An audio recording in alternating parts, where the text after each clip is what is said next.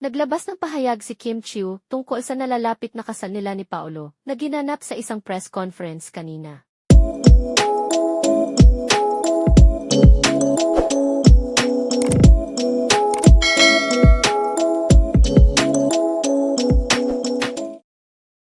Ayon sa aktres, labis ang kanyang kasiyahan at pananabik sa darating na seremonya. Matagal na naming pinaplano ito at sa wakas, matutuloy na, ani Kim. Sinabi rin niyang magiging simple ngunit elegante ang tema ng kanilang kasal.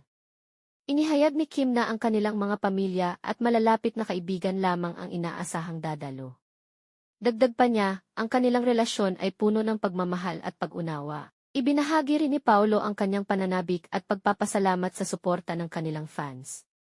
Ang kasal ay magaganap sa isang pribadong resort sa Tagaytay.